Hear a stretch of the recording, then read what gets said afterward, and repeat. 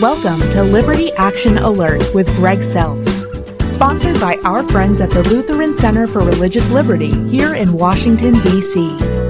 A program that cuts through the chaos and confusion in the culture today by talking to kingdom citizenship, bold biblical principles for a robust public Christian life. And now your host, Dr. Greg Seltz. Good day, Washington, D.C., and friends of the program all around the country. I'm Greg Seltz. Welcome to Liberty Action Alert, where every week we try to cut through the noise and take on the issues, especially the public issues that matter to you, people of faith. We try to rely on the wisdom of the Word of God for the sake of the culture and the mission of the church, or as we like to say here at the LCRL, we're trying to put our temporal liberties to work for the sake of the eternal liberties of God for all. Today in our program, we are privileged to have with us Allan Carlson. He's the John Howard Distinguished Fellow for Family and Religious Studies at the International Organization for the Family. But he's got a long pedigree in dealing with family issues, writing about family, politically, culturally. He was an Reagan appointee back in 1988 to the National Commission on Children. You've probably seen him on virtually any television news program defending a lot of these issues. He's also been an expert witness before Congress, and now he's climbing the ladder because now he has joined the Lutheran Center for Religious Liberty Board. Welcome, Allan. Thank you. Yeah, that's the climax of my life here. Okay. I had to do a little tongue in cheek there, but it is great to have you on. When we were talking about bringing you on the board, I started reading all the things you've done. I said, "My gosh, we got to talk to this guy," So, well, listen, welcome today. The program. I really just wanted to start to introduce you to our listeners for sure, but also to start to bring some of your expertise. You've been studying this, you've been writing about these kinds of things for a long time. And one of the things I'm just going to say right off the bat is I think this is true. As the natural family goes, so goes America. And I think you've said it this way, that the natural family is the foundation for liberty. So is that right? Is that where we're at?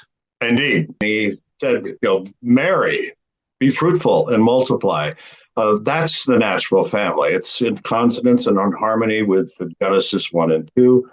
Martin Luther, who really needs to be much better recognized as one of the great thinkers about family and family life and marriage, reemphasized that over and again. His commentaries on Genesis 1 and 2 should be required reading.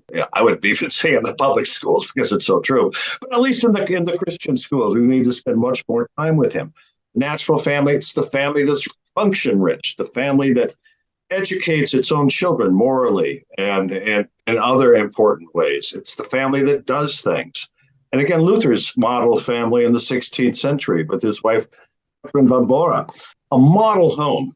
So that's what I mean by natural family. And again, I think it's a distinctive Lutheran thing, a Lutheran Christian thing. Well, before we go any further, let's get some definitions. What do you mean by the natural family? What is the natural family? Well, in some ways, it goes back to the very beginning, to Genesis 1 and 2. The natural family is the family in harmony with human nature. Right. As God created human nature.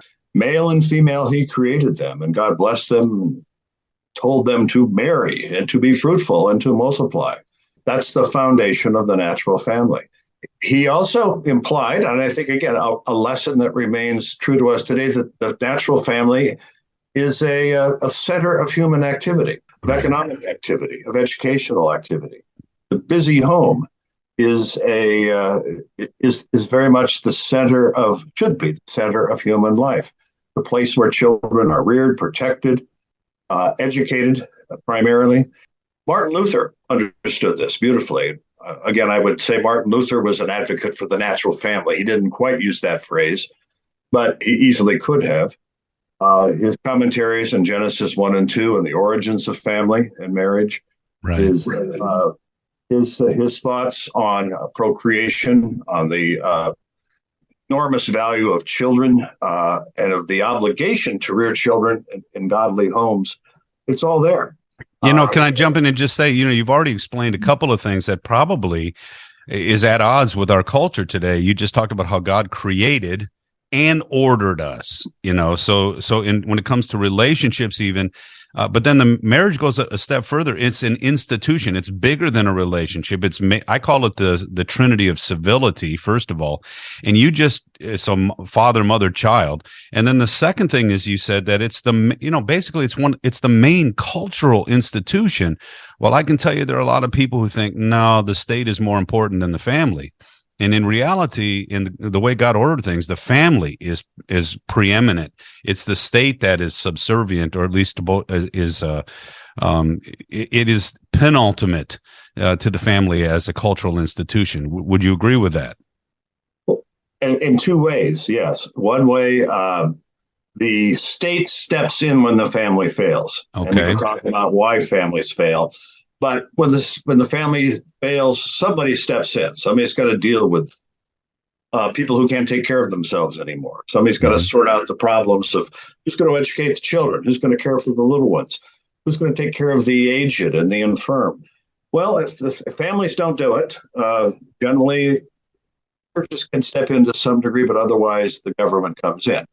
Right. In another way, though, aggressive modern government, particularly government coming out of the socialist tradition, wants to step in, wants to eliminate the family, wants to get rid of everything in between the individual and the state, so that the individual only has the state to turn to.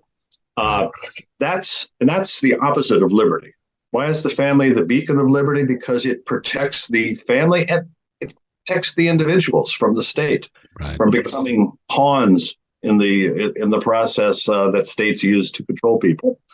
So okay, go ahead. Yeah, and we talk about it all the time. James Madison says that Martin Luther was the forerunner of the Bill of Rights, and he talked about how having a duly constituted public state and a duly constituted public church in tension with each other is the key for individual liberty. And we would add to that church and family are the institutions that say to the state, this far and no farther. Well, when people start talking about eliminating the church as a public institution and literally decimating the family as a bulwark institution, and politicians are saying this now. They're saying the family is not that important.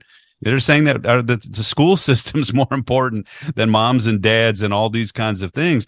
People don't understand this is a threat to your liberty, right? I mean, this is more than just a public policy.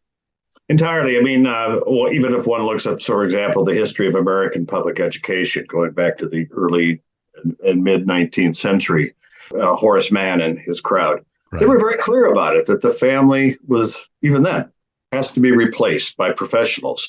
The teacher will replace the parents as the primary educator of children. He just said it openly and bluntly. And why are we surprised today that that's going on again and again, sort of accelerated, sort of in a hyper phase of it right now? But the family has to be replaced, and the state will take over. The state will do a better job, and the state will shape the young people to be the little servants of the state. It's funny that you say that too. I've read that same history about, folks before. This is why we're parental choice people here at the LCRL.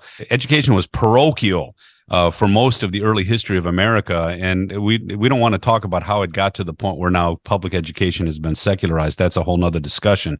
But it is amazing. We're paying for it too. We're paying for an educational system that is going to actually tell our children that family is unimportant, that faith is unimportant. It's coming out of our pockets, folks. It's time for us to step back into this issue. But you talked about this in one of your writings. You said in the 1960s, when things kind of came full flower, whether it's Horace Mann stuff in education or the sexual permissiveness of culture, that libertinism, as I call it, which is driving the secular progressive or secular pietistic movement today, it came full flower, and the family was right in its crosshairs. And you said that a lot of us were asleep at that time. I mean, we didn't see the threat as to what it was going to do to change our society. Do you see that still as it's unfolding now? And what are some of the public policies now that we do need to be concerned about for the sake of the culture as well as for the sake of our individual families? We were asleep. The family crisis of the modern world goes back really into the mid to late 19th century when it emerged through changes in the economy, through changes in education, through the aggressive state. But you're right. In the 1940s, 1950s, early 1960s, this was after the war, baby boom, the marriage boom, everything seemed to be going quite well in America and other parts of the West. And what's to worry? Families are forming again. Most people are getting married. We take things for granted. We became complacent. And with that, I include myself, but also my parents' generation. They thought everything had been sorted out. Then in the 60s, what we call the 60s, just wrecked things. And did it rapidly and astonishingly quickly. And defenders of the natural family were simply not prepared. Had, again, kind of gone off and done their own thing, no longer offering some opposition to you're right, the libertine side of I guess you could say the libertarian movement. Mm-hmm. So what do we do now? Well, we have to set a lot of things right. One thing I've been advocating, for example, is the family economy needs to be restored and protected. At one level, that simply means I'm highly in favor of making the family functional again, and each family has to find a way to do that. Okay. Homeschooling is one example, a very strong example of how that the families find a way to do that. Home businesses. I'm a great advocate, great believer in having some land attached to your house, raise your own food and do your own gardening. That's not something families can do. At another level, the pressure of the government on family incomes needs to be reduced. Going back to the National Commission on Children, I was an advocate in that commission for the creation of a child tax credit, which didn't exist back then. Mm-hmm. And was pleased to see our commission recommend, this was back in 1991, a child tax credit, a generous child tax credit. And I'm still strongly in favor of that. Now, some conservatives don't like the tax credit. I love it. Right. And strongly defend it as one of the few things governments can do that doesn't damage the family, but actually helps. That is, cut a family's taxes while they're raising children. I'm strongly in favor, again, of educational liberty, but not a fan of vouchers. Again, vouchers are a way in which governments, in my view, sneak into private education and take it over. I'm strongly in favor of all mechanisms that, again, return functions to the home and make it an effective place of life, and of worship, and of economic productivity. Well, you talked a lot about incentivizing, but in order to incentivize something and and actually de-incentivize, did I say that right? When you talk about what you tax, you get less of. What you incentivize, you get more of. And we're incentivizing the family structure today that is not natural family structure. I mean, that's kind of what's going on with the politics of it. So I'm in agreement with you. We need to start incentivizing fathers and mothers and children staying together as a rule, because it's found no society can survive if the family is obliterated. I've done enough reading on that too. And I guess I go back to my work in the city, maybe as an example. People talk about crime, they talk about they talk about crime, they talk about poverty, they talk about all these different things. And then you say, well, when did all this explosion happen? Well, it happened when the family was obliterated. And whether you have Daniel Patrick Moynihan's study about 25% illegitimacy, well, that's been tripled. And since then, and crime and all of those kinds of things has come full flower on that. And nobody talks about this today. Nobody. And virtually everybody I read whispers it. Yeah, it's the destruction of the family. But no one talks about incentivizing the family and keeping them together. Do you think some of this is purposeful? I mean, why can't we talk about this if this is such a seminal issue? A large share of it is intentional. Again, anyone seeking to build a powerful central state, be it out of Marxist theories or certain forms of socialist theory, you have to get rid of the family. It's the principal obstacle to the socialist order. And even, to be frank, even the great corporations, in an odd, in somewhat different way, have an incentive to get rid of the family. Right. I'm not shocked, for example, that places like Google and Amazon are now subsidizing abortions for their female employees. Far cheaper to abort the baby than to have to pay an income that would support the baby. Right. To some degree, it's that simple. And this again is one of the problems of a market economy that doesn't have a moral basis to it. If Christians were running these corporations, well, we'd be okay. But since they're not, by and large, since these are highly secular enterprise, children are a problem. Marriage is a problem. Best to get rid of them. It'll make the economy hum along better. So again, these are intentional things. We pretend, that just sort of happened. No, it just didn't sort of happen. You said it correctly. These, it keeps the economy humming along a little until there's no people left. Even China, that they're talking about, China, the population bomb that's going to go off in the next decade because of their policies, anti-family policies. Well, I think you pointed out too, even in the West, you said this is really a Western thing. This anti-family view, because you said, I think it was 180 of the 200 UN countries, they're still natural family countries. It's only the West that's actually at war with itself by destroying the family.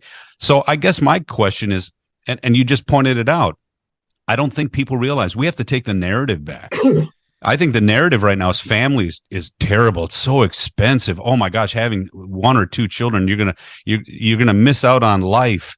And so abortion is this great way to view all of, to meet all of the challenges, to get rid of the family so you can have the job, you can travel, you can do all this. The narrative is this is the way to live. And what you just pointed out is, no, it's not. Family's the way to live, and family's the way for a culture to survive and to thrive. We've got to take that narrative back. And how can we teach average people to say, family's tough. I'm not saying it's always easy, but it's the best thing. It's what life's about. It's foundational to who we are. How do we say that in such a way where they go, it's the only way to live? Because a lot of kids coming out of high school and college, the last thing on their mind is family.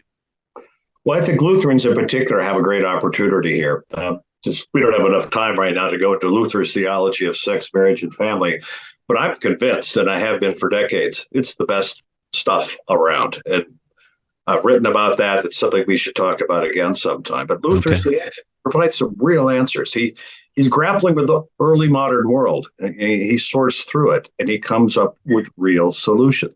We've also got to remember another thing we could talk about someday, too, in more detail. The early Christians of the 1st, 2nd, and 3rd centuries after Jesus' death and resurrection, they fought a similar problem. The Roman Empire, decaying Roman Empire, was infanticide, abortion, homosexuality, easy divorce. You go through the whole list of the things we face today. That's what the Romans were engaged in. Right. That was pagan culture. Along come the Christians. They're opposed to the Roman practice of infanticide. They're opposed to abortion. They're opposed to birth control. The early Christians were in favor of protecting, defending infant life, building families. They came across as exciting because they had answers. People were unhappy, just as they are today. Despite all the promises of freedom and liberation, suicide rates are at all-time highs. Depression is at all-time highs. People are unhappy because they're not being told the truth. They're being given various forms of lies. So the answer is the Christian message is exciting on these matters. Find a way to present that to the young. Yeah, I agree. When you say practice what you preach, start there. That's why I think the church and the family are supposed to be the institutions. They're more than relationships. They're the institutions that the public needs to undergird just for the sake of freedom. Even if you're a person listening today and you're not a Christian, I'm telling you, if you support the natural understanding of family and the church as an institution, your freedom depends on it too. And the Christian West has given the most freedom to the most people because we've held these things in tension. So Christians, practice what you preach. And I think one of the ways we get at this, like you just said, is we start to say, wait a minute, this is the best way to live. We don't all live up to it. I get that. We're all sinful and broken, but this is God's way of ordering it. This is what God calls us to do. And I tell people in marriage classes or in marriage counseling before they get married, I tell them, it works this way. You leave and you cleave. It's that you have a commitment to God, then you have a commitment to each other, and the intimacy comes later. Well, here we've got people practicing sexual intimacy right after coffee on the first date and hoping that that's going to last and that's going to satisfy. It doesn't work that way. The leaving, the cleaving, the commitment, then comes the intimacy. That's the beautiful message, and that's the one everyone is yearning for deep down as human beings. We've got that message. We get to practice it. We get to speak it. We get to serve it in the lives of others.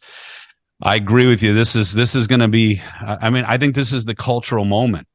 I think the family reasserting the narrative that the natural family is foundational to liberty. This is the moment, but I think we've got a lot of headwinds.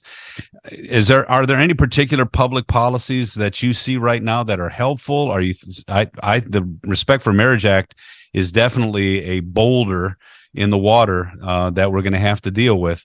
Are there any things that you see on the horizon that we've got to be prepared for politically, policy-wise, and then we'll continue the cultural discussion?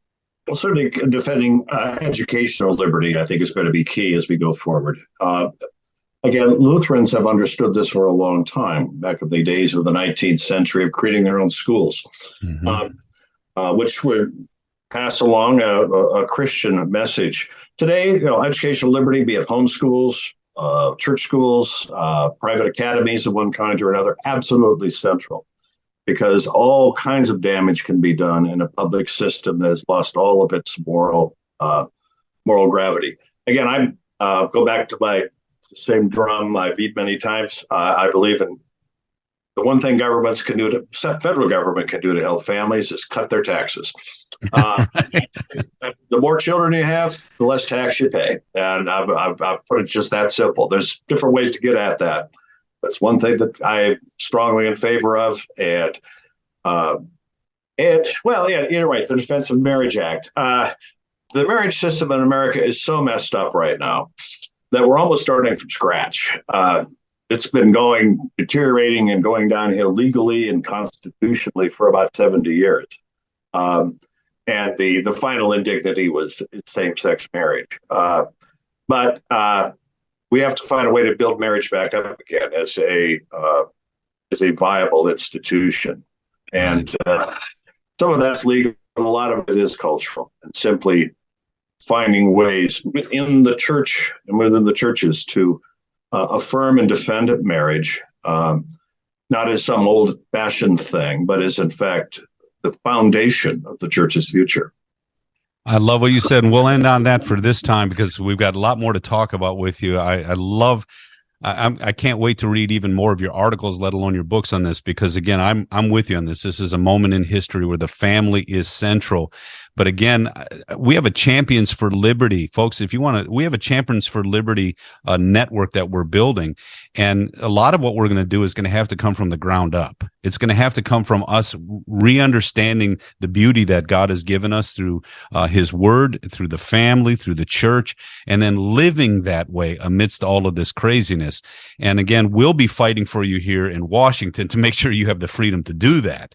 Right now, I just was in a meeting where they are trying to come after the homeschoolers. So we're going to protect that so that you can, raise your children in the virtue, in the virtuous education that can deal with the knowledge that's necessary to live boldly in this world. So, Allan, thank you for being such a great resource to us. I look forward to getting to know you more in the future. And do you mind if we start to call on you when it comes to some of these family issues, since you've been at this for quite a while? Oh, that's why I'm here. All right.